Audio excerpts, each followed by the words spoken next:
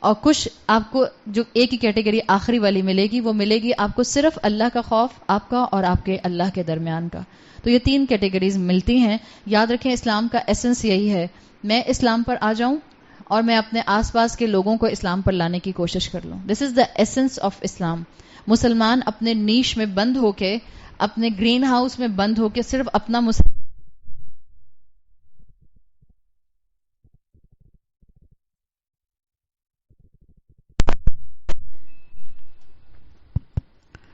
مسلمان صرف اپنے گرین ہاؤس میں بند ہو کے صرف اپنی اسپرچویلٹی کی فکر نہیں کرتا. مسلمان کی فکر اپنے بعد اپنے آس پاس کے لوگ ہوتے ہیں. اسی لیے سورہ عصر ہم پڑھتے ہیں، کہنے کو چھوٹی سی صورت ہے لیکن کتنا پروفاؤنڈ میسج ہے.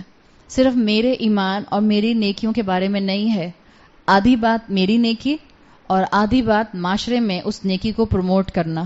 اللہ نے کیا کہا ہے؟ الا الذین آمنوا وعملوا الصالحات. یہ تو میرے حد تک ہو گیا.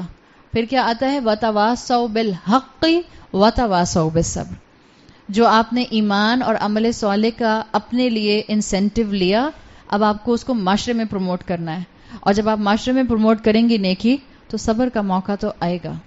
اسی لیے وَتَوَاصَوْا بِالصَّبْرِ، ایک دوسرے کو صبر کی تلقین کرنے والے ہیں. یہی ہے میری اور آپ کی زندگی کا ایسنس. اسلام ان سائڈ میں، اسلام آؤٹ سائڈ میں. اور یہی آپ نے اور میں نے کرنے کی کوشش کرنی ہے. امام سیوطی کہتے ہیں کہ ایک واحد انسان اب تک ہیومینٹی میں ایسا رہا جو ان 7 کیٹیگریز میں فال کرتا ہے. میں پہلے حدیث پڑھوں گی، پھر آپ سوچ کر بتائیے گا کون ہے. متفقن علیہ حدیث ہے. متفقن علیہ حدیث کہتے ہیں اس حدیث کو جو صحیح ہو اور صحیح بخاری اور صحیح مسلم دونوں کی کتابوں میں موجود ہو. ان ابی ہریرہ عن النبی صلی اللہ علیہ وسلم، حضرت ابو ہریرہ رضی اللہ عنہ آپ صلی اللہ علیہ وسلم سے روایت کرتے ہیں، قال، آپ نے فرمایا، سبعۃ یظلھم اللہ فی ظلہ یوم لا ظل الا ظلہ. 7 لوگ ایسے ہوں گے جو اللہ کے ظل، اللہ کے شیڈ کے سائے میں ہوں گے جس دن کوئی سایہ نہ ہوگا. آپ نے بتایا الامام عادل، پہلا ہے جسٹ رولر، انصاف کے ساتھ رہنے والا حکمران، سوشل جسٹس مینٹین کرنے والا حکمران. وشاب نشأ بعبادت اللہ، وہ نوجوان جس کا دل چاہتا ہے اللہ کی عبادت کرنے کا. ایک مفہوم اس کا یہ ہے، ایک مفہوم اس کا لیا جاتا ہے وشاب نشأ. نشأ جو ہے انشاؤن کا مطلب کیا ہوتا ہے؟ انشاؤن کا ایک مطلب ہوتا ہے بنانا، آگے بڑھانا. ایک مفہوم ہوتا ہے پیدا کرنا. سو اسکالرز اس کا ترجمہ یہ بھی کرتے ہیں وشاب نشأ بعبادت اللہ، وہ نوجوان جو اللہ کی عبادت کرتے ہوئے گرو ہوا ہو، جوان ہوا ہو، اس نوجوان کی بات ہے. تیسری کیٹیگری وَرَجُلٌ قَلْبُهُ مُعَلَّقٌ فِي الْمَسَاجِدِ، وہ انسان جس کا دل کانسٹنٹلی مسجد میں معلق رہتا ہے، جس کا دھیان مسجد کے ساتھ اٹیچ رہتا ہے. وَرَجُلَانِ، اور 2 ایسے لوگ، میں لوگ اس لیے بول رہی ہوں، احادیث میں آپ کو جہاں الفاظ اس طرح کے رجل کی شکل میں ملتے ہیں لیکن وہاں پر کسی ریوارڈ کی، کسی کوالٹی کی، کسی کریکٹرسٹکس کی بات ہوتی ہیں، تو وہاں محدثین کا اصول ہے کہ وہ بات مرد اور عورت دونوں پر اپلائی کرتی ہے. تو رجل کا لفظ سن کر ہم یہ نہ سمجھیں کہ اللہ تعالیٰ نے ایک نوجوان ٹین ایج لڑکے کی بات کی ہے، یا اللہ تعالیٰ نے اس مرد کی بات کی ہے جس کا دل ہر وقت مسجد میں اٹکا رہتا ہے، جو فرض نماز کے لیے مسجد جاتا ہے. یا یہاں جو اگلی کیٹیگری آ رہی ہے ورجلانی، اور 2 مرد، یہاں 2 مرد بھی ہو سکتے ہیں، 2 عورتیں بھی ہو سکتی ہیں. یہ 7 کیٹیگریز صرف مردوں سے متعلق نہیں ہیں، یہ دونوں سے متعلق ہیں، مرد ہوں یا عورتیں ہوں. وَرَجُلَانِ تَحَابَّ فِي اللَّهِ، وہ 2 لوگ جو آپس میں اللہ کی خاطر محبت کریں، اجتمع علیہ وتفرق علیہ، ملیں تو سمپلی پیورلی اللہ کی خاطر، علیحدہ ہوں تو پیورلی اللہ کی خاطر. وَرَجُلٌ دَعَتْهُ امْرَأَةٌ ذَاتُ مَنْصِبٍ وَجَمَالٍ، وہ شخص جس کو منصب والی، سٹیٹس والی عورت یا سٹیٹس والا کوئی مرد جو ہے وہ فرینڈشپ کی یا زنا کی دعوت دے. یاد رکھیے فرینڈشپ میں نے خود بولا ہے، اصل میں تو زنا کی بات ہے. آپ صلی اللہ علیہ وسلم کی احادیث بتاتی ہیں کہ اصل میں تو ہاتھ زنا کرتے ہیں، کان زنا کرتے ہیں، آنکھیں زنا کرتی ہیں، شرمگاہ تو صرف اس کی تصدیق کرتی ہے. تو آپ کی اور میرے جیسے ماحول میں رہنے والے انسانوں کے لیے پہلے سٹیپ کے اوپر ہی اپنے آپ کو روک لینا بہت ضروری ہے.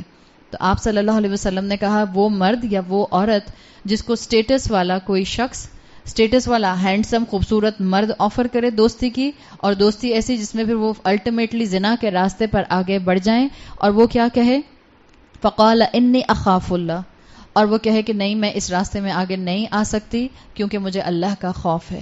یہ اگلی کیٹیگری ہے.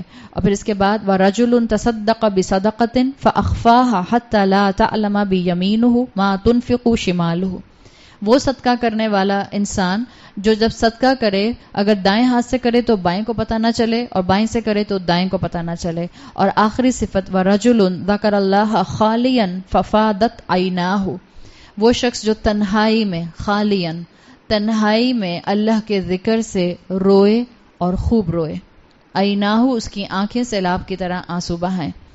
اب یہ وہ 7 کیٹیگریز ہیں جو آپ کو متفقن علیہ حدیث کے اندر ملتی ہیں، جس کو انشاءاللہ ہم ایک ایک کر کے دیکھیں گے. اللہ ہمیں توفیق دے کہ ہم کسی لیول تک ہر ایک کیٹیگری کا حق ادا کر سکیں. امام سیوطی کے مطابق صرف ایک انسان ان 7 کیٹیگریز میں فال کرتا ہے. کون ہے وہ؟ ہاں اس میں اگر آپ، مجھے آواز نہیں آ رہی، دوبارہ بولیں. نہیں، نبی صلی اللہ علیہ وسلم کو کس عورت نے ٹیمپٹ کیا تھا اس طرح سے؟ یہ عورت کا ٹیمپٹ کرنے کی مثال سے فوراً آپ یوسف علیہ السلام پر پہنچ سکتے ہیں. یوسف علیہ السلام کے لیے آتا ہے کہ ان کے اندر یہ 7 صفات نظر آتی تھیں، یعنی اس طرح سے کہ رسول اللہ صلی اللہ علیہ وسلم میں بھی یقیناً یہ صفات ساری تھیں اور اپنے کلائمیکس پر تھیں. لیکن پریکٹیکلی جن لوگوں کی مثال کو لا کر زندگی میں یا قرآن کا حصہ مسلمانوں کے لیے بنایا گیا، اس میں آپ کو یوسف علیہ السلام اس مقام پر ملتے ہیں، اور امام سیوطی کا بھی یہی خیال ہے. اللہ کا نام لے کر شروع کرتے ہیں. پہلی صفت آپ صلی اللہ علیہ وسلم نے فرمائی الامام عادل، جسٹ رولر. سفیان الثوری کہتے ہیں صنفان من الناس اذا صلح صلح الناس و اذا فسد فسد الناس. 2 طرح کے لوگ ایسے ہوتے ہیں معاشرے میں، اگر وہ کرپٹ ہو جائیں تو پورا معاشرہ کرپٹ ہو جاتا ہے، اور یہی 2 طرح کے لوگ ہوتے ہیں کہ اگر یہ ٹھیک رہیں تو پورا معاشرہ ٹھیک رہتا ہے. ان میں ایک ہے الملوک، بادشاہ، والعلماء، اور اسکالرس. یعنی آپ اس کو بادشاہ کی فارم سے لیڈر میں لے جائیں اور اسکالرس کی شکل میں آپ علماء پر لے جائیے. سفیان الثوری کے مطابق اگر یہ 2 کیٹیگریز کسی معاشرے کی درست رہتی ہیں تو معاشرہ ٹو سم ایکسٹینٹ کافی حد تک درست رہتا ہے. اس لیے آپ کو میں نے پیچھے بتایا تھا کہ امام ابن اجر اسقلانی کہتے ہیں کہ جو لاجیکل کنسٹرکشن ہے آپ کو معاشرے کی بہتری کی، وہ آپ کو ان صفات میں ملتی ہے. اگر امام عادل ہوگا تو آٹومیٹیکلی آگے کی صفات معاشرے میں پروڈیوس ہونا آسان ہو جائیں گی. یہی چیزیں مینشن کی گئی. بنی اسرائیلیوں کے اندر مین وجہ کرپشن کی کیا تھی؟ ایک ان کے حکمران، ان کے لیڈر، ان کے بادشاہ کرپٹ ہو گئے تھے. دوسرا ان کے علماء نے اپنی تورات کی آیات کو بیچنا شروع کر دیا تھا. کانسٹنٹلی وہ حکمرانوں کی مرضی کے فتوے دیا کرتے تھے. اسی لیے اللہ تعالیٰ نے اس قوم کو غضب کا شکار کیا اور ان کو آنے والی تمام لوگوں امتوں کے لیے نشانی بنا کر رکھ دیا. تو اگر امت میں یہ 2 چیزیں ٹھیک ہوں گی، اللہ تعالیٰ خود بخود اس امت کے اندر بہتری لانا شروع کر دیں گے. اب جب آپ امام عادل کی بات پڑھتے ہیں، ڈیفینیٹلی نو ڈاؤٹ امام عادل کے اندر حکمران اور لیڈر آتے ہیں. لیکن حکمران اور لیڈر پر جانے سے پہلے انسان ہمیشہ یہ بات ذہن میں رکھے کہ جب آپ اسلام میں یہ بات دیکھتی ہیں عادل حکمران، تو کوئی بھی لیڈرشپ کی کوالٹی میں جہاں پر ہوگا یا لیڈرشپ پوزیشن میں جہاں ہوگا، وہ اپنے آپ کو ضرور اس کیٹیگری کے انڈر لانے کی کوشش کرے. لیڈرشپ کے مختلف لیولز ہوتے ہیں نا، ایک طرح کی لیڈرشپ تو نہیں ہوتی ہے. ایک لیڈرشپ ہوتی ہے جو آپ کا حکمران ہوتا ہے، وہ ٹاپ لیڈرشپ ہوتی ہے. اس کے بعد آپ اس کو فلٹر ڈاؤن کرنا شروع کریں تو یہ صرف معاشرے کو لیڈ کرنے والی، ملک کو لیڈ کرنے والی جو ہے وہ پولیٹیکل لائن نہیں ہوتی، بلکہ آپ اس میں اللہ کے رسول صلی اللہ علیہ وسلم کی حدیث دیکھتی ہیں جس میں آپ نے فرمایا کلکم راعن وکلکم مسئول عن رعیتہ. تم میں سے ہر ایک چرواہا ہے، یعنی اللہ نے کوئی نہ کوئی ذمہ داری تم پر ڈالی ہے اور اللہ تم میں سے ہر ایک کی ذمہ داری کے بارے میں سوال کرے گا. حکمران پر انگلی اٹھانا آسان ہے. حکمران کہاں سے نکلتے ہیں؟ عوام میں سے نکلتے ہیں. اور اگر عوام کل انعام ہوگی، مویشیوں کی طرح ہوگی، تو اتنے ہی احمق آپ کے حکمران ہوں گے. پہلے ہم اپنے آپ کو میگنیفائنگ گلاس کے نیچے رکھیں. پہلے ہم اپنے آپ کو دیکھیں کہ میری لیول آف رسپانسبلٹی کیا ہے. اسلام جس سے میرا گہرا تعلق ہے, بینگ اے مسلم, اسلام ہر مرد اور عورت کو ذمہ دار بناتا ہے کہ وہ اپنی ذمہ داریوں کو احسن طریقے سے پورا کرے.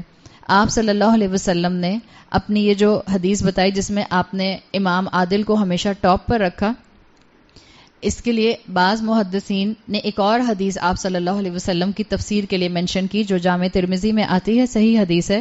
آپ نے فرمایا ان احب الناس الی اللہ یوم القیامت وادناہم منہم, اللہ کے نزدیک سب سے محبوب اور جو اللہ کے کلوزسٹ ہوگا وہ کون ہوگا؟ امام عادل. وابغض الناس الی اللہ, اور جو اللہ کے نزدیک سب سے زیادہ قابل نفرت ہوگا. ابغض الناس, جس پر اللہ کا غضب بڑھ کے, جس کے لیے اللہ بغض رکھے, جس کے لیے اللہ بغض رکھے اس کے اوپر رحمت کا کوئی معاملہ ہو سکتا ہے؟ تو اسکالرز کہتے ہیں جو اللہ کے نزدیک سب سے زیادہ نفرت آمیز ہوگا, جس سے اللہ نفرت کرے گا, امام جائر, ٹائرنٹ امام, ایسا حکمران جو ظلم کرنے والا ہو, ایسا حکمران جو سوشل جسٹس کو پروموٹ کرنے والا نہ ہو. دیکھیں قیامت آئے گی ہی عدل کے لیے, جس کو کہتے ہیں عدل تامہ, قیامت آئے گی پرفیکٹ جسٹس قائم کرنے کے لیے, اور اس دن اللہ تعالیٰ ہر ایک کو اس کے ساتھ مکمل انصاف کا معاملہ کر دیں گے. ہم نے بات کی تھی نا کہ جب قیامت ہوگی تو on and of constantly light کی آنے جانے کی سچویشن ہوگی, کانسٹنٹ فلکچویشن ہو رہی ہوں گی. نو ڈاؤٹ اللہ تعالیٰ نے اس دین کے اندر ایک امام کی پوزیشن کو بڑا اسٹرانگ پوزیشن کا بھی رکھا ہے, اور اللہ نے اس امت کے اندر امام کی اہمیت کو بہت سے ریوارڈ کی شکل میں بھی منشن کیا ہے. ہمارے ہاں کانسیپٹ کیا ہے کہ ہم امام بننے کے لیے خود والنٹیئر کرتے ہیں. اسلام کا کانسیپٹ کیا ہے؟ اس کو خلیفہ بناؤ جو کبھی بھی خود والنٹیئر نہ کرے. دس از دا کانسیپٹ. ہم تو ووٹ کے لیے بھاگتے ہیں, ہم تو خود کہتے ہیں ہمیں کرسی دے دو, ہمیں ڈیزگنیشن دے دو, ہمیں پوزیشن دے دو. اسلام کا مزاج یہ ہے کہ خلیفہ وقت اس کو بنایا جائے گا ایک یقیناً جو تمام انسانوں میں اس وقت موسٹ متقی نظر آئے گا, موسٹ کیپیبل نظر آئے گا. نہ صرف متقی بلکہ کیپیبل بھی ہوگا. آپ صلی اللہ علیہ وسلم صرف اسپرچویلٹی میں بہت آگے نہیں تھے, آپ صلی اللہ علیہ وسلم کا پولیٹیکل ایکیومن بہت ہائی تھا. آپ دیکھیں آپ نے اپنے سپائز جو تھے وہ قریش کے آس پاس چھوڑے ہوئے ہوتے تھے تاکہ آپ ان کی موومنٹ پر نظر رکھ سکیں کہ کس وقت ان کے اندر کس چیز کی جو ہے وہ پروگرس یا موومنٹ شروع ہو رہی ہے. تو جو مسلمانوں کا کانسیپٹ ہے وہ یہ ہے کہ امام سلیکٹ کیا جائے گا یا خلیفہ سلیکٹ کیا جائے گا جو خود سے والنٹیئر نہیں کرے گا کہ مجھے خلیفہ بنا دیا جائے. انسان زندگی میں لیڈر بننے کے لیے محنت نہیں کرتا, انسان محنت کرتا ہے for the good cause, for the betterment of the humanity. اللہ تعالیٰ کا نظام اس کو خود بخود لیڈرشپ کی طرف پش کر دیتا ہے. دس از دا کانسیپٹ, اس کو سمجھیں. اسی لیے جو خود سے مانگے کرسی اور پھر اس کے بعد وہ سوشل کنڈکٹ کے ساتھ سامنے نہ آئے, انسانوں کے ساتھ انصاف کا معاملہ نہ کر سکے, اللہ کی نظر میں اس سے زیادہ نفرت آمیز کوئی نہیں ہو سکتا. اللہ کو وہ بالکل پسند نہیں ہے. تو جو یہ امام عادل ہوگا اس کے لیے آتا ہے کہ قیامت کے دن اللہ تعالیٰ اس کو خاص نور دے گا. اللہ کے احادیث میں لفظ آتا ہے منابر دیے جائیں گے, پلپٹ دیے جائیں گے, ممبر دیے جائیں گے اس امام کو جو کہ عادل امام تھا. اور جب ہم عادل امام کی بات کر رہے ہیں تو پلیز اس میں سمجھ لیجئے احادیث میں لفظ آتا ہے مقسطین, انصاف کرنے والے. کیا آپ اپنے گھر میں بھی انصاف کرنے والی ہو سکتے ہیں؟ کیا آپ اپنے 4 بچوں میں انصاف کرنے والی ہو سکتی ہیں؟ کیا آپ اپنے بہن بھائیوں میں, اپنے والدین میں, بٹوین یور میکہ اینڈ بٹوین یور سسرال مقسطین کی کیٹیگری میں آ سکتی ہیں؟ یہ چیزیں سمجھنے کی ہیں. آپ اور میں اس وقت کسی پولیٹیکل لائن میں, کسی پولیٹیکل پارٹی میں, کسی گورنمنٹ رسپانسبلٹی پر نہیں ہیں. یقیناً اس کا ایک اپنا مقام ہے, سوشل جسٹس وہیں سے پروموٹ کیا جائے گا. اسلام کا کانسیپٹ یہی ہے. لیکن آپ اور میں اپنے عمل کے لیے یہاں سے کیا لے کر جائیں؟ فنگر پوائنٹنگ کرنا تو بہت آسان ہوتا ہے. ویسے بھی ہمارے معاشرے کے اندر سیاستدانوں کو برا بھلا کہنا اٹس جسٹ اے ہابی ہے نا ہماری. ہم جب ہمارے پاس کوئی بات کرنے کا ٹاپک نہیں ہوتا تو ہم سیاست پر ڈسکشن شروع کر دیتے ہیں. ایک بھائی امریکہ میں, ایک بہن پاکستان میں, واٹس ایپ پر ڈسکشن کس بات پر ہو رہی ہے؟ کس پولیٹیشین نے کیا کہا تھا اور کس پولیٹیشین کے کیا کہنے کے پیچھے کیا بات تھی. یہ کرنا آسان ہے. اپنی ناک کے نیچے اپنے گھروں میں دیکھیے کہ آپ انصاف قائم کرنے والی ہیں؟ کہ جو ذمہ داری اللہ تعالیٰ نے آپ کو دی ہے آپ اس کے اپنے آپ کو اس کے قابل کر رہی ہیں؟ یقیناً انبیاء اور رسولوں نے انصاف قائم کرنے کی بہترین مثالیں معاشروں کے اندر ڈیولپ کی. آپ صلی اللہ علیہ وسلم کی ایک حدیث کا مفہوم آتا ہے کہ ایک مرتبہ ایک ایلیٹ قبیلے کی عورت نے چوری کی, اور یہ بالکل ارلی مکی دور تھا جب چند صحابہ تھے اور ارلی اسلام ابھی جو تھا وہ مکہ میں پھیلنا شروع ہوا تھا. آپ صلی اللہ علیہ وسلم کو جب یہ بتایا گیا تو ان میں اصول یہی چلتا تھا کہ ہم جو ہیں وہ چور کا ہاتھ کاٹ دیں گے. تو جب یہ کہا گیا کہ اس کا ہاتھ کاٹا جائے گا تو بعض صحابہ نے حضرت اسامہ کو آپ صلی اللہ علیہ وسلم کے پاس بھیجا, کیونکہ حضرت اسامہ آپ کے لاڈلے تھے, کہ بھئی اس طرح سے ایک ذرا پوزیشن رکھنے والی عورت ہے تو اس کو جو ہے وہ اس وقت حد اس کے اوپر قائم نہ کی جائے. آپ نے کہا اگر میری بیٹی فاطمہ بھی یہ کام کرتی تو میں ان کا ہاتھ کاٹ دیتا, یعنی میں ان پر حد جاری کرتا. آپ صلی اللہ علیہ وسلم اپنی احادیث میں یہ بات مینشن کیا کرتے تھے کہ بنی اسرائیل کا یہی پرابلم تھا. بنی اسرائیل کے ڈاؤن فال کی یہی وجہ تھی کہ جب ان کے ہاں کوئی پوزیشن والا غلطی یا گناہ کرتا تھا تو وہ اس پر حد جاری نہیں کرتے تھے, اور اگر کوئی غریب انسان یہ کام کرتا تھا یا کوئی گناہ کرتا تھا تو اس کو سزا دی جاتی تھی اور اس پر حد جاری کر دی جاتی تھی. ہمارا اسلام پورا کا پورا سوشل جسٹس پر بیسڈ ہے. اسلام کمپلیٹلی انصاف کی بات کرتا ہے, اور یہ انصاف شروع ہوتا ہے آپ کے گھر کے یونٹ سے. معاشرے کا بلڈنگ بلاک میرا گھر, میرے گھر میں انصاف ہوگا اور ہر گھر میں انصاف ہوگا تو انشاءاللہ پھر آپ کو حکومت کے لیول پر, آپ کو اسٹیٹ کے لیول پر انصاف نظر آئے گا. گھروں میں انصاف شروع کیجئے, گھروں میں مقسطین کی کیٹیگری میں آ جائیے, گھروں میں لوگوں کے درمیان میں حق کا بول بالا کرنے والی بن جائیے. اللہ تعالیٰ آپ کے سامنے اس چیز کو لے کر آئے گا. ابو ہریرہ کہتے ہیں کہ ایک مرتبہ رسول اللہ صلی اللہ علیہ وسلم صحابہ کو ایڈریس کر رہے تھے, اور یہ بخاری کی حدیث ہے کہ ایک اعرابی آیا. اعرابی کس کو کہتے ہیں؟ بدو کو. بدو وہ ہوتے تھے جن کو شہر کے رکھ رکھاؤ کے بارے میں زیادہ معلوم نہیں ہوتا تھا. گاؤں دیہات کے رہنے والے, ان کو شہر کے سوشل ایٹیکیٹس نہیں آتے تھے. آپ اکثر دیکھتی ہیں کہ احادیث سے پتہ چلتا ہے کہ آپ صلی اللہ علیہ وسلم تعلیم کا کام کر رہے ہوتے تھے, صحابہ کو علم دے رہے ہوتے تھے, درمیان میں ابرپٹلی ایک بدو آتا ہے اور ایک سوال کر لیتا ہے. تو بدو اسی طرح سے آتے تھے. بعض مرتبہ آپ صلی اللہ علیہ وسلم اس بدو کو دیر اینڈ دین جواب دے دیا کرتے تھے, بعض مرتبہ آپ اس کو روکا کرتے تھے, آپ اس کی بات کا جواب نہیں دیتے تھے, اپنی بات مکمل کرتے تھے اور پھر آپ اس کا جواب دیا کرتے تھے. اس بدو نے آ کے سوال کیا ساعہ کب قائم ہوگی, اور یہ وہ سوال تھا جس کا کوئی جواب تھا؟ اس کا کوئی جواب ایسا نہیں تھا, اس لیے کہ جب بھی کفار یہ سوال کیا کرتے تھے کہ بتاؤ محمد قیامت کب آئے گی, تو آپ صلی اللہ علیہ وسلم کیا کہا کرتے تھے؟ لا ادری اقریب, میں نہیں جانتا, ہو سکتا ہے قریب ہی ہو. انبیاء کو, ایون رسول اللہ صلی اللہ علیہ وسلم کو بھی اس کا علم نہیں دیا گیا تھا. تو یہ بدو آیا, اس نے سوال کیا, آپ صلی اللہ علیہ وسلم نے اس کا جواب فوراً نہیں دیا, آپ نے اپنی بات مکمل کی اور آپ نے اس کو جواب دینے کے لیے بلایا. آپ نے کہا اذا دعی الامانۃ فتنظر ساعہ, آپ نے اس کو بلا کر کہا کہ قیامت قائم ہوگی جب امانت میں خیانت جو ہے وہ شروع ہو جائے گی. اور آپ یہ اللہ کے رسول صلی اللہ علیہ وسلم کا مزاج دیکھیں گی کہ ایک ہی سوال 10 لوگ پوچھتے تھے, آپ جواب 10 مختلف اینگل سے دیتے تھے. بعض اوقات بعض مسلمان کہتے ہیں کہ ایک ہی بات کا جواب, اتنے سارے جواب کیوں دیے؟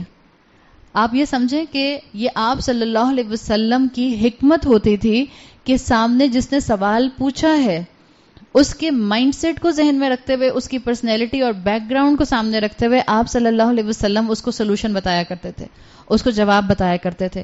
تو آپ نے کہا کہ قیامت قائم نہیں ہوگی جب بھی, یعنی کہ قیامت کا انتظار کرو جب امانت میں خیانت شروع ہو جائے.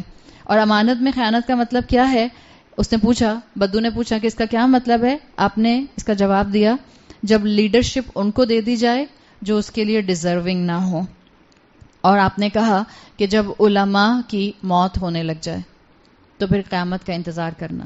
بعض محدثین کہتے ہیں کہ جب امانت میں خیانت شروع ہو جائے, اگر آپ اس کو معاشرے میں فلٹر ڈاؤن کریں تو پھر اس کی تو بہت گہری سچائی نکلتی ہے کہ قیامت کا انتظار کرنا جب معاشرے میں خیانت شروع ہو جائے. اگر ہم ایک نظر اپنے معاشرے پر ڈالیں, قیامت کا انتظار کرنا جب خیانت شروع ہو جائے, کیا ہمارے معاشرے میں خیانت ہے؟ کتنے لیول کی خیانت ہے ہم سب سمجھ سکتے ہیں. تو کیا ہم سب کو قیامت کا انتظار کرنا چاہیے یا ہمیں یہ سمجھنا چاہیے کہ ابھی 200 سال تو ہوں گے کم سے کم، چلو 100 تو ہوں گے؟ ہم یہی سمجھتے ہیں نا. یہ وہ وقت ہے جس میں آپ اور میں داخل ہو چکے ہیں کہ جس میں ہر انسان سوائے جس کو اللہ کا خوف ہوگا، ادروائز ہر انسان دوسرے انسان کے ساتھ اس کی امانت میں خیانت کی کوشش کرتا ہے. ہر انسان. آپ نے اور میں نے اس کیٹیگری میں نہیں آنا. صرف پولیٹیشنز امانت میں خیانت نہیں کر رہے. ویل للمطففین، ڈنڈی مارنے والے چھوٹا کاروبار کرنے والے بھی ہوتے ہیں اور بڑا کاروبار کرنے والے بھی ہوتے ہیں. ٹھیلے والا بھی ڈنڈی مارتا ہے، ایک میٹر کے اوپر چاول بیچنے والا بھی ڈنڈی مارتا ہے، ایک ڈپارٹمنٹل سٹور والا بھی ڈنڈی مارتا ہے. چاول ڈالنے تھے اس نے 1 kg 0.975 ڈال دیا، مارجن آف ایرر اپنے حصے میں رکھ لیا تاکہ فائدہ اپنے آپ کو ہو جائے. ویل للمطففین صرف تاجر برادری کے لیے نہیں ہے. ویل للمطففین وہی لوگ ہوں گے جو مقسطین نہیں ہوں گے، انصاف کرنے والے نہیں ہوں گے. اولاد کے لیے ماں باپ کے اوپر ذمہ داری ہے کہ ماں باپ اولاد کو دین کی تعلیم مکمل دیں. ماں باپ اولاد کی محبت میں دین کے اندر بہت ڈیلے کرتے ہیں، انصاف نہیں کر پاتے ہیں اولاد کے ساتھ. اولاد ماں باپ کے ساتھ انصاف نہیں کر پاتی. جہاں اولادیں شادی شدہ ہو جاتی ہیں ان کو لگتا ہے ان کی ماں باپ سے ذمہ داری ختم ہو گئی.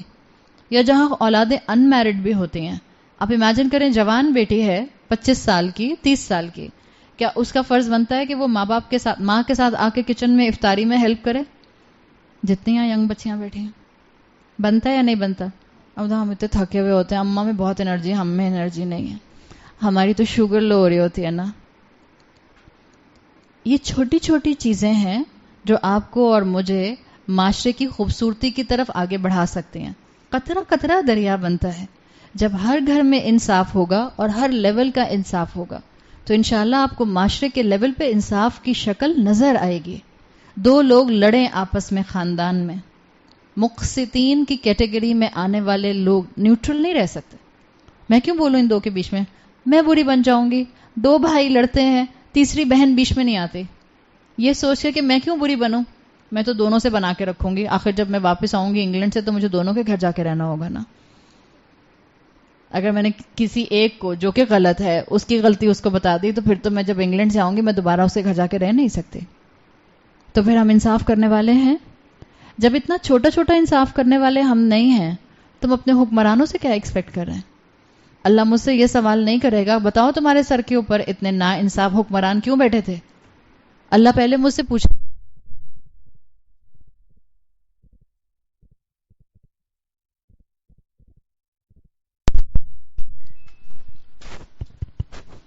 اللہ تعالیٰ پہلے مجھ سے یہ سوال کریں گے کہ جو تمہارے اپنے خاندان میں انصاف کی نوبت یا سچویشن آئی تھی وہاں انصاف قائم کیا تھا یا نہیں کیا تھا. آج سے اپنی زندگی کا اصول بنا لیں. اگر 2 لوگوں کے درمیان میں جھگڑا ہوتا ہے اور آپ صلح کرانے کی کیپیسٹی رکھتی ہیں تو آپ کو آگے بڑھ کر خاندان میں صلح کرانی ہے. بعض اوقات خواتین کہتی ہیں میں عمر میں بہت چھوٹی ہوں، اب 2 بڑی بڑی آنٹی پھپھی چچی لڑ رہی ہیں، میں کہاں سے بیچ میں آ جاؤں. حق کا ساتھ دینے والے بنیے، حق کے علم بردار بنیے. جو غلط ہے پیار محبت کے ساتھ اس کو کہہ دیجئے کہ آپ سے زیادتی ہوئی ہے، اور جو مظلوم ہے اس کا ساتھ دیجئے. یہی چیز آپ کو اور مجھے اللہ کے رسول صلی اللہ علیہ وسلم نے سکھائی ہے. آپ نے صحابہ سے کہا کہ اپنے بھائی کی مدد کرو، ظالم ہو یا مظلوم. صحابہ نے پوچھا کہ مظلوم کی مدد تو سمجھ آتی ہے، ظالم کی مدد کیسے کریں؟ آپ نے کہا کہ ظالم کو اس کے ظلم سے روکو. تو اگر آپ چاہتی ہیں کہ خاندان میں آپ عادل بن کر رہیں تو اپنے خاندانوں کے اندر فارملی انصاف کی علمبردار بن جائیے. قرآن میں آتا ہے ان اللہ یأمر بالعدل والاحسان، اللہ تم کو حکم دیتا ہے عدل اور احسان کا. ان اللہ یحب المقسطین، اللہ انصاف کرنے والوں کو پسند کرتا ہے. عدل اصل میں جسٹس جس کو آپ کہتی ہیں، عدل کہتے ہیں ان تؤدل حقوق، کہ تم فیئرلی حقوق ادا کر دو. اگر یہ ڈیفینیشن عدل کی ہم سب کو یاد رہے، اب آپ اس پہلی کیٹیگری کو دیکھیں، وہ حکمران یا وہ پوزیشن ہولڈر یا کوئی رسپانسبلٹی رکھنے والا جو عادل ہے، اور عادل کی ڈیفینیشن کیا ہے؟ جو حقوق پورے ادا کر دے. بینگ اے مسلم سب سے پہلے مجھ پر کس کا حق ہے؟ اللہ تعالیٰ کا. تو بینگ اے مسلم سب سے پہلا حق میرا یہ ہے کہ میں اپنے آپ کو توحید پر قائم کروں. اللہ کا حق ادا کیجیے. کیا ہم اللہ کا حق بہت کوشش کر کے ادا کر سکتے ہیں؟ آپ اور میں اللہ کا حق ادا نہیں کر سکتے، لیکن بالکل جیسے آپ اور میں اپنے والدین کا حق ادا نہیں کر سکتے. جب بھی اللہ تعالیٰ نے والدین کے ساتھ یہ نہیں کہا کہ ان کا حق ادا کرو، اللہ تعالیٰ نے کہا ہے وَبِالْوَالِدَيْنِ احساناً، احسان کرو والدین کے ساتھ. حق نہیں ادا کر سکتے تم ان کا. جب میں اپنے ماں باپ کا حق نہیں ادا کر سکتی تو میں اپنے رب کا حق کیسے ادا کروں گی؟ تو سمپل طریقہ کیا ہے؟ اپنی ذات سے شروع کیجئے، عدل کا سب سے پہلا جھنڈا اٹھانا، اور اس کے لیے اپنے آپ کو توحید پر قائم کیجئے. اب توحید پر قائم کرنے کے لیے معاشرے کو مت دیکھیں. معاشرہ، فیشن، خاندان، سوسائٹی میرے ساتھ سائمن سیز نہ کھیلے. اسکول کہتا ہے فیئر ویل کی تھیم یہ ہوگی، ساڑی ہوگی تو ساڑی پہن لی، گاؤنز ہوں گے تو گاؤنز پہن لیے، سلیو لیس ہوگا تو سلیو لیس پہن لیے، اور کیونکہ سب پہنتے ہیں تو ہم نے پہن لیے. شادی بیاہ کے اندر ہم ہر اس غیر اسلامی کلچر کو انکارپوریٹڈ رکھیں گے جو سب خاندان کرتا ہے. میں چھوڑ نہیں سکتی ورنہ خاندان والے مجھ سے کٹ جائیں گے. بیٹے بیٹی کے شادی کا پروپوزل کا معاملہ آتا ہے تو میں اپنے ایک اسپیسیفک سٹینڈرڈ سے نیچے نہیں آ سکتی ہوں. مجھے اسی مقام سے اسی طرح سے اپنے گھر کے اندر شادی کا فنکشن کرنا ہے. اگر کہیں پر جو ہے وہ معاملہ جو ہے وہ گرینڈ گیدرنگز کا ہوتا ہے یا ڈنر پارٹیز کا ہوتا ہے، ہم تو سیگریگیشن نہیں کر سکتے، ہمارے گھر کے بڑے لوگ ناراض ہو جاتے ہیں. تو پھر توحید کہاں گئی؟ توحید کا مطلب کیا ہے؟ جو اللہ کا حکم ماننے والا ہوتا ہے وہ اللہ کی نافرمانی مخلوق کی اطاعت میں نہیں کرتا. جہاں جہاں میں اللہ کی بات کو پیچھے کر دیتی ہوں اور میں معاشرے کی بات کو، خاندان کی بات کو آگے لے آتی ہوں، میں وہاں اپنی توحید میں شرک شامل کر لیتی ہوں. عورتیں مسلمان عورتوں کی ذمہ داری بن کر ادا نہیں کر پاتی ہیں. حجاب نہیں پہن پاتی، کہتی میرے شوہر کو پسند نہیں ہے. بچیاں حجاب نہیں پہن پاتی ہیں، میری فرینڈز میں کوئی نہیں پہنتا ہے. تو ہم کس کو فالو کر رہے ہیں؟ توحید کو یا شرک کو؟ ہم نے اپنی توحید کے اندر شرک کی ملاوٹ کر لی. اس کو سوچیں، it's just food for thought. آپ اور میں یہاں سیکھنے آئے ہیں، آپ اور میں یہاں اپنی اصلاح کے لیے آئے ہیں. جب تک اپنی غلطی کا پتہ نہیں چلے گا اصلاح کیسے کریں گے؟ یاد رکھیں توبہ کا دروازہ ہمیشہ کھلا ہے، ابھی بھی کھلا ہے، اور رمضان کے آخری عشر میں تو زیادہ ہی کھلا ہے. مانگیں اللہ سے، اللہ میری توحید کو خالص کر دے، اللہ میں سب سے زیادہ آپ کا حق ادا کرنے والی بنوں، اللہ مجھے دنیا میں صرف اور صرف آپ کی اطاعت کے ساتھ نعمتیں چاہیے، مجھے آپ کی نافرمانی والی نعمتیں نہیں چاہیے. مانگی اللہ سے، اللہ کو اللہ کی عبادت کا، اللہ کی فرما برداری کا پورا پورا رائٹ دے دیجئے. قرآن وہ کتاب ہے جس وقت احکامات نہیں آئے تھے. مکی دور میں احکامات نہیں آئے نا، احکامات آنے شروع ہوئے ہیں مدنی دور سے. مکی دور میں جب احکامات بھی نہیں آئے تھے تب بھی اللہ تعالیٰ نے سب سے پہلے مسلمانوں کو سوشل جسٹس کا حکم دیا، اور بالکل شروع کی آیات جو آئیں جس کے اندر معاشرے کے ایک گھنونے عمل کے اوپر ہاتھ رکھ کے سوشل جسٹس قائم کرنے کی طرف رسول اللہ صلی اللہ علیہ وسلم کو ڈائیورٹ کیا گیا. وَإِذَا الْمَوْءُودَةُ سُئِلَتْ، جب زندہ گاڑی ہوئی بچی سے پوچھا جائے گا، اس سے سوال کیا جائے گا بِأَيِّ ذَنبٍ قُتِلَتْ، بتاؤ کس گناہ کے بدلے میں تم کو قتل کیا گیا. This is the social justice, this is the social conduct of Islam. ابھی احکامات نہیں آئے تھے. اس عرب کے معاشرے کے اندر جہاں شرک موجود تھا، اللہ نے اپنے کلام کے اندر ڈائریکٹ حکم دیا کہ کیسے کوئی انسان اپنی اولاد کو زندہ گاڑ سکتا ہے. آج ہمارے معاشرے میں کیا کیا کچھ نیو بورنز کے ساتھ نہیں ہو رہا. جو ٹرمینیشن آف پریگننسیز ہوتی ہیں وہ ایک الگ سینیریو ہے، جو ابارشن ہوتا ہے وہ ایک الگ سینیریو ہے. پیدا ہونے کے بعد نیو بورن بچوں کے ساتھ جو کچھ اس زمین کے اوپر ہو رہا ہے اللہ کے غضب کو بھڑکانے کے لیے کافی ہے. زندہ بچہ کوڑے کے اندر کسی کو ملتا ہے جس کی آدھی باڈی کتے کھا چکے ہیں، زندہ بچہ. اور ہماری بے حسی کا حال یہ ہے، ہم کہتے ہیں ہمارے حکمران بے حس ہیں، ہم عوام ڈبل بے حس ہیں. زندہ بچہ کتے کے منہ میں ہے اور 2 موٹر سائیکل والے اس کی ویڈیو بنا کر سوشل میڈیا پہ ڈال دیتے ہیں. یہ نہیں کہ اس کتے کے منہ کے اندر سے اس بچے کو نکالا جائے. بے حس حکمران ہے یا بے حس ہم ہیں؟ زندہ بچہ پلاسٹک کے تھیلے میں بند کر کے کچرا کنڈی میں راتوں رات ڈال دیا جائے. اور ہم انصاف کے علم بردار بن کے کھڑے ہوں گے. ہم کس منہ سے اللہ کے عرش کا سایہ مانگیں گے؟ اور ہمارے گھروں میں جو بے انصافیاں ہوتی ہیں وہ ہمیں نظر آتی ہیں. ماں اپنے بچے کی خود قاتل بن جائے. کیوں بنتی ہے ماں اپنے بچے کی قاتل؟ اس کی توحید سلامت نہیں ہوتی، اس کا حسن ظن باللہ سلامت نہیں ہوتا، اس کا اللہ پر توکل سلامت نہیں ہوتا، اس کا یقین کامل نہیں ہوتا تقدیر کے اوپر. اس کو لگتا ہے کہ شاید میں اپنے بچوں کا پیٹ پالنے والی ہوں. اور ہم کہیں گے ہاں ہم بہت انصاف کرنے والے ہیں.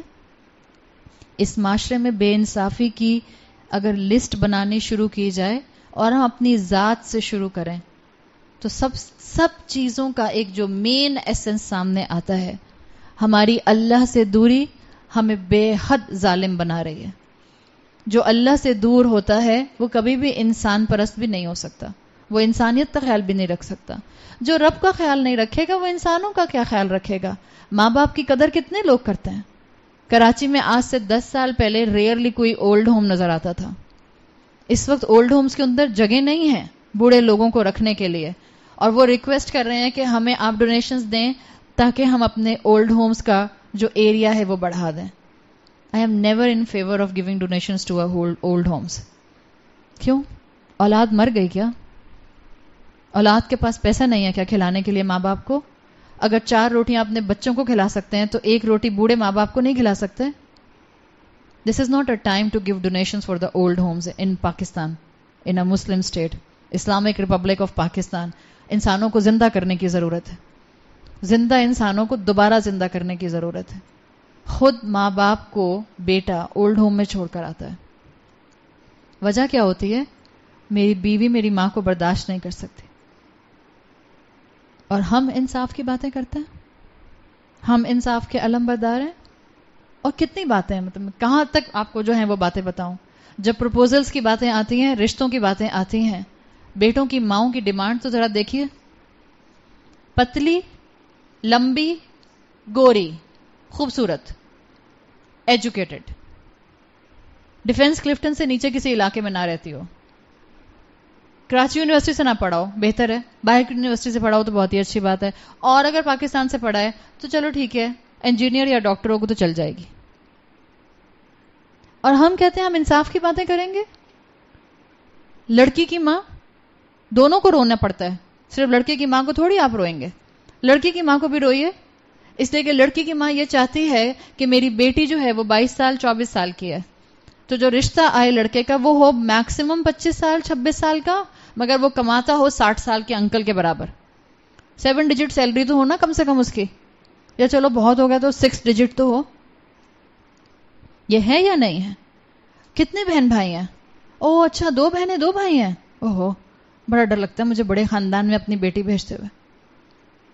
آپ سر پیٹ لیں اپنا، اور کسی ماں سے آپ یہ کہیں بیٹی کی کہ لڑکا بیچارہ اکیلا ہے، بس اس کا ایک بوڑھا باپ ہے، اماں کا انتقال ہو چکا، اکیلا بیٹا تھا. لڑکی کی اماں کہتی ہیں ہائے میں اپنی بیٹی کو اس گھر میں بھیج دوں جہاں کوئی ہے ہی نہیں. بھئی آپ اپنی بیٹی کو کہاں بھیجیں گی؟ مربع بنانا ہے اس کا یا اچار ڈالنا ہے آپ نے اس کا؟ اور پھر ہم کہتے ہیں کہ ہم معاشرے کے اندر انصاف کے لیے علم بردار بنیں گے، اور ہم اپنے پالیٹیشنز کو صرف جو ہے وہ فنگر پوائنٹنگ کرتے رہتے ہیں. ہمارے پالیٹیشنز ہم ہی میں سے نکلے ہیں. جو جتنا حق مار سکتا ہے جس کا وہ اتنا حق مار رہا ہے، سوائے اس کے جس کو اللہ کا خوف ہے. جو جتنا امانت میں خیانت کر سکتا ہے وہ اتنی امانت میں خیانت کرتا ہے، سوائے اس کے جس کو اللہ کا خوف ہے. جو جتنا اللہ کے حقوق وائلیٹ کرنا چاہتا ہے وہ کرتا ہے، اس لیے کہ کوئی پکڑ ہی نہیں. غیبت کرنے کے اوپر کس کی زبان کٹ جاتی ہے؟ ماں کی نافرمانی تک کرنے پہ تو کوئی سیڑھی سے نیچے گرتا نہیں ہے، اور اللہ نہ کرے کوئی سیڑھی سے نیچے گر جائے ماں کی نافرمانی کرنے پر. سزا نہیں آتی نا، تو نہ جہنم یاد آتی ہے، نہ جہنم کے فرشتے یاد آتے ہیں، نہ روز محشر یاد آتا ہے، نہ اللہ کا خوف یاد آتا ہے، نہ یہ یاد آتا ہے کہ ایک بہت سخت وقت حساب کا آنے والا ہے. انصاف کو گھر سے پروموٹ کیجئے، انصاف کو اپنی ذات سے شروع کیجئے. انصاف کی علم بردار آپ نے بننا ہے. آپ انصاف کرنے والی ہوں گی تو آپ کی اولاد انصاف کرنے والی ہوگی. آپ کی اولاد انصاف کرنے والی ہوگی تو معاشرے میں اگلی نسل پالیٹیشنز کی کہاں سے آئے گی؟ اس امت کو زندہ کرنے کی ضرورت، اور اس امت کو زندہ کرنے کے لیے دو ہی ٹولز ہیں آپ کے اور میرے پاس، قرآن اور سنت رسول صلی اللہ علیہ وسلم. علم بہت ہے ہمارے پاس، ڈگریز بہت ہیں ہمارے پاس، ہمارا انٹلیکچوئل سٹیمولیشن بھی بہت ہائی ہے، چیزیں بہت اچھی سمجھ آ جاتی ہیں، انوینشنز بھی بہت اچھی کر سکتے ہیں، پلاننگز بھی بہت اچھی کر سکتے ہیں، اسٹریٹجیز بھی بہت اچھی بنا سکتے ہیں. ہم پاکستانیوں میں کسی چیز کی کمی نہیں ہے، اگر کمی ہے تو خدا خوفی کی کمی ہے، اگر کمی ہے تو توحید پر قائم رہنے کی کمی ہے. آپ اپنے اپنے گھر میں ایک دین کا روشن چراغ بن جائیے. اپنی اولاد، اپنے ماں باپ، اپنا میکا سسرال، اپنے دوست، جو آپ کا سرکل آف انفلوئنس ہے، پلیز علم کو تھامیے اور علم کو ریفلیکٹ کرنے والی 5 فٹ کی باڈی بن جائیے. یہ عمل کا وقت ہے، یہ اسلام سے بیک آف کرنے کا وقت نہیں ہے.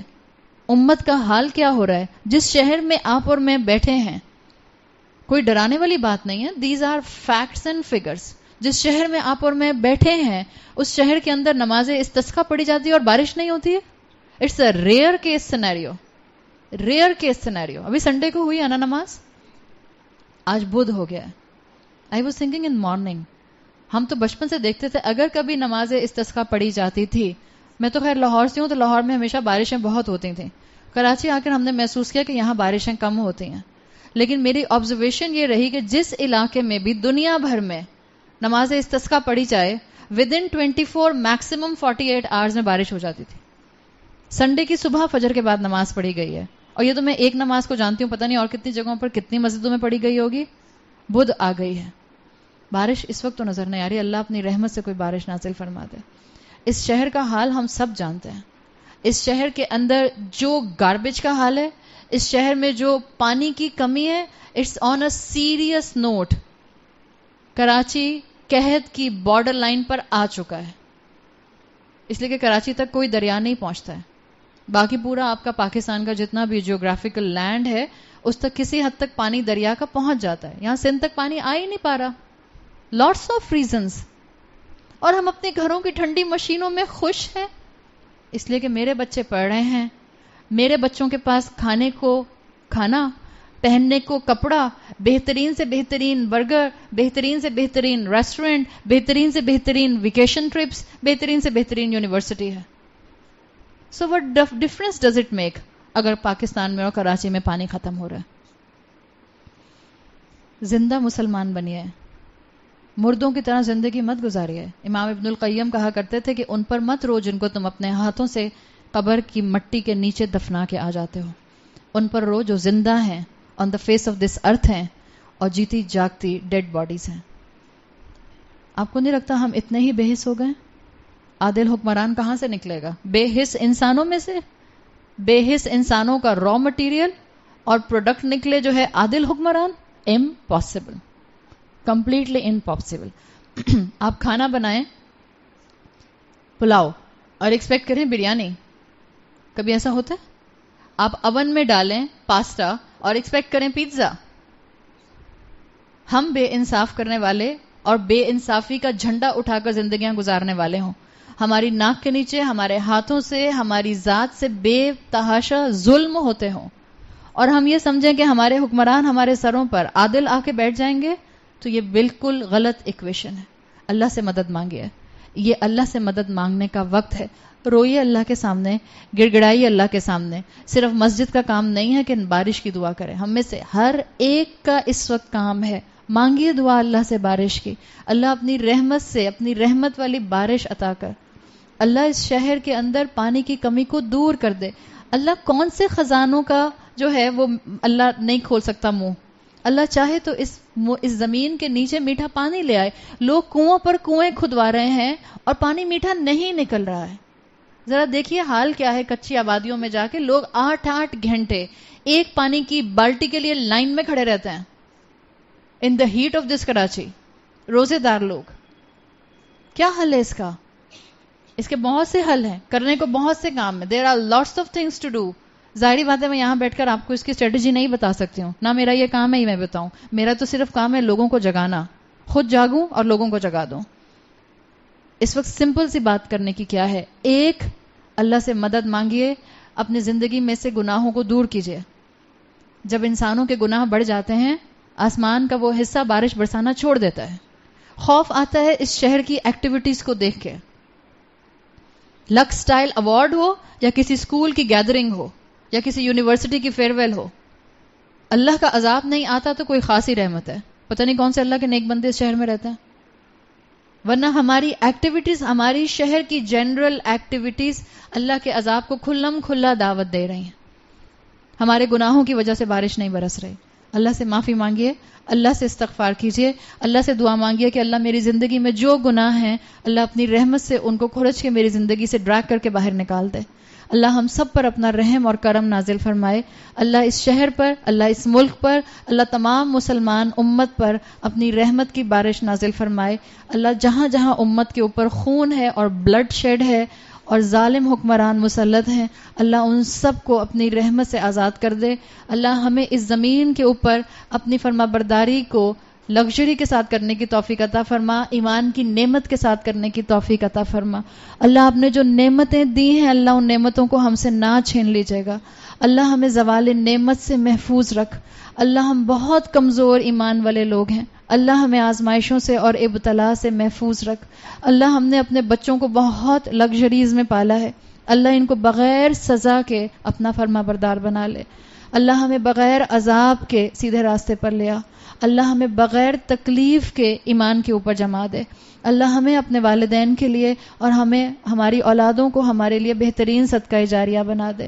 اللہ مسلمان امت آپ سے اس موقع کے اوپر گڑ گڑا کر دعائیں مانگ رہی ہے. اللہ آخری عشرہ ہے, اللہ اس امت پر اپنا رحم فرما. اللہ اس قرآن کو ہمارے لیے بہترین شفا بنا دے. اللہ ہمیں ہر کمی کو اپنی ذات سے دور کرنے کی توفیق عطا فرما دے. اللہ ہمارا ہر سجدہ آپ کے لیے خالص ہے. اللہ ہم کمزور ہیں, اللہ ہماری کمزوری کو ہم سے دور فرما دے. اللہ ہم آپ کو واسطہ دیتے ہیں ان ٹوٹی پھوٹی نیکیوں کا جو ہم کرنے کی کوشش کرتے ہیں. اللہ ہمیں اپنے غضب سے ہلاک نہ کرنا. اللہ ہم پر اپنا رحم فرما. اللہ ہماری امت کو سیدھے راستے پر لے آ. اللہ ہماری نوجوان نسل کو اپنی محبت عطا کر دے. اللہ ہماری اولادوں کو فتنوں میں تھام کر رکھ. اللہ ہماری اولادوں کی حفاظت فرما. اللہ ان کے ایمان کی حفاظت فرما. اللہ اس گھر پر اپنی رحمت اور برکت نازل فرما. اللہ تعالی ہم سب کو اپنے اپنی جائز خواہشات میں دعاؤں کی قبولیت کا مل جانا نصیب فرما. اللہ تمام بیماروں کو شفائے کلی عطا فرما. اللہ تمام مرحومین کی مغفرت فرما. اللہم اعتق رقابنا من النار. اللہ جہنم کے عذاب سے بچا لے. اللہ ہماری گردنوں کو جہنم کے عذاب سے بچا لے. اللہ ہمیں ہماری قبروں کے اندر جنت کی کھڑکی کھولنا. اللہ ایمان کے اوپر موت دینا. اللہ ہمیں کلمے کے اوپر موت دیجیے گا. سبحانک اللہم و بحمدک نشہد ان لا الہ الا انت نستغفرک و نتوب الیک. بارک اللہ لی و لکم فی القرآن الحکیم و نفعنی و ایاکم بآیاتی و ذکر الحکیم. جزاک اللہ خیرا. السلام علیکم و رحمۃ اللہ وبرکاتہ.